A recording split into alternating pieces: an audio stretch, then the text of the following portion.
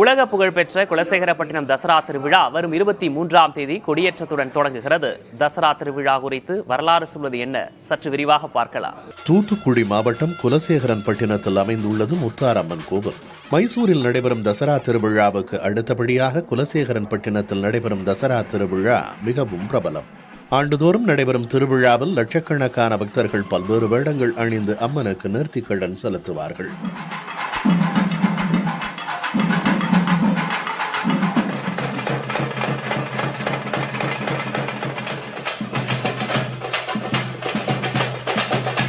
கிபி 1251ஆம் ஆண்டு குலசேகரப்பட்டினத்தை ஆட்சி செய்த குலசேகர பாண்டியன் என்ற மன்னன் கேரள மன்னனை எதிர்த்து போரிடச் சென்றார்.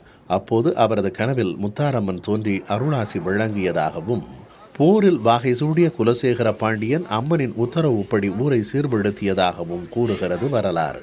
அம்மை நோயினை முத்து போட்டதாக கூறுவது மரபு.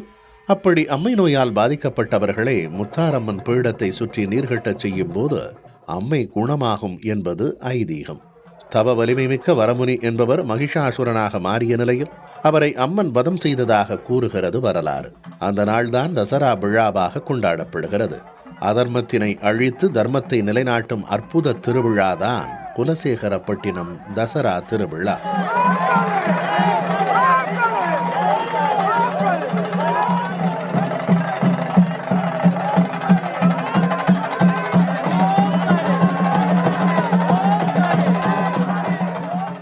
வரமுடி என்ற கூடிய ஒரு முனிவர் அகத்தியமா முனிவை கூட மதிக்காமல் அவர் தீய சக்தியாக சென்று ஒரு காலத்தில் அரக்கனாக மாறி விடுகிறார்.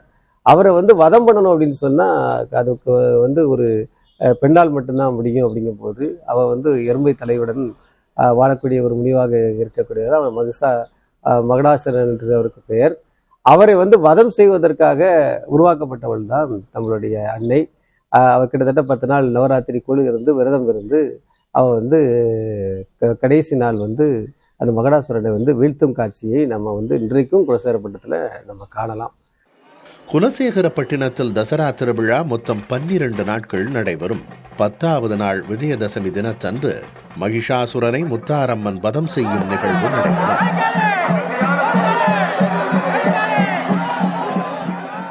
காளி, சிவன், பார்வதி, பிரம்மா, விஷ்ணு, விநாயகர் என பல்வேறு வேடங்கள் அணிந்து ஊராக சென்று அம்மன் பெயரில் காணிக்கை வசூல் செய்து பக்தர்கள் நேர்த்திக்கடன் செலுத்துவார்கள். ஒவ்வொரு வேடமும் ஒவ்வொரு பலனை தரும் என்பது பக்தர்களின் நம்பிக்கை.